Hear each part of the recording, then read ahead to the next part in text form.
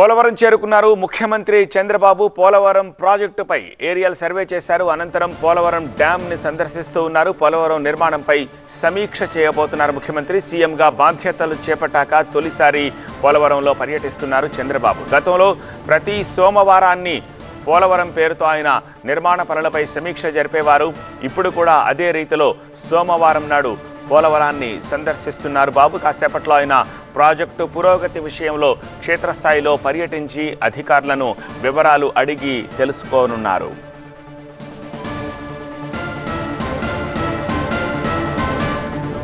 Polavaram status report ప్రకారం మొత్తం project పనులు 50% కూడా కంప్లీట్ కాలేదు. ఇప్పటి వరకు 49.79% ప్రాజెక్టు మాత్రమే కంప్లీట్ అయింది.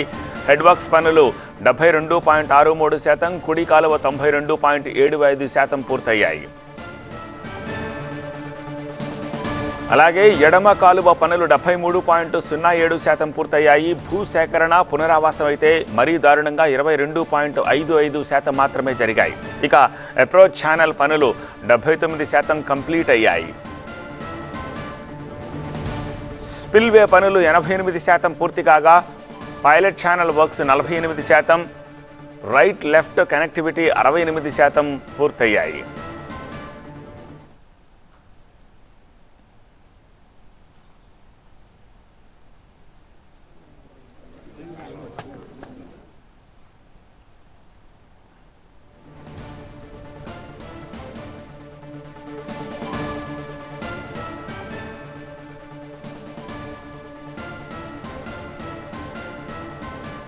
ఏరియల్ సర్వే నిర్వహించి హెలీప్యాడ్ ల్యాండ్ అయ్యాక హెలీప్యాడ్ వద్ద నేతలంతా చంద్రబాబుకి స్వాగతం పలుకుతోన్న దృశ్యాలను చూస్తూ ఉన్నాము. 2014-19 మధ్య సోమవారాన్ని ఆయన పోలవారంగా పిలుస్తూ క్రమం తప్పకుండా ప్రాజెక్టును సందర్శించి పనుల పురోగతిని సమీక్షిస్తూ ఉండేవారు. సో ఈ నేపథ్యంలో చంద్రబాబు ముఖ్యమంత్రిగా పగ్గాలు చేపట్టాక మొదటి పర్యటన కూడా పోలవరాన్నే, అది కూడా సోమవారం నాడు పోలవరం సందర్శన కోసం వచ్చిన దృశ్యాలవి.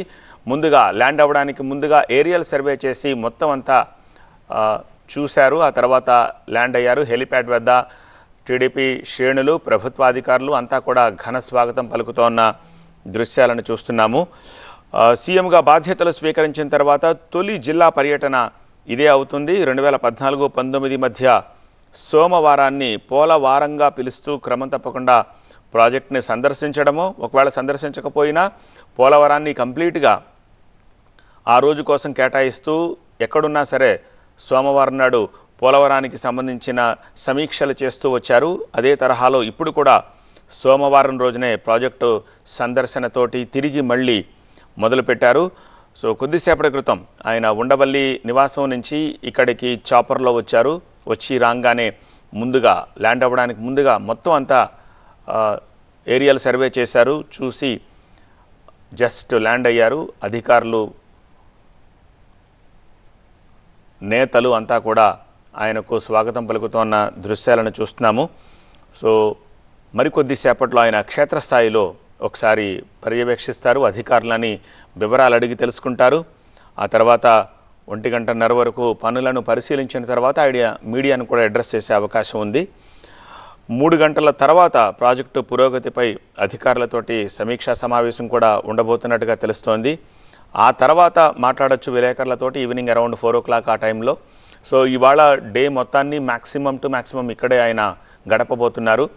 ప్రతి అంశాన్ని క్షుణ్ణంగా అడిగి తెలుసుకోబోతున్నారు. ఎంతెంత శాతం పనులు అయ్యాయి, ఏమి పూర్తవ్వాల్సి ఉంది, బడ్జెట్ ఏంటి, ఇతరత్ర అన్ని విషయాలని కూడా ఆయన అధికారులతోటి నేరుగా అడిగి తెలుసుకోబోతున్నారు. అలాగే నీటిపారుదల శాఖ మంత్రి నిమ్మల రామానాయుడు కూడా అక్కడికి చేరుకున్నారు. చంద్రబాబుకి స్వాగతం పలికిన వాళ్లలో ఆయనే ముఖ్యులు.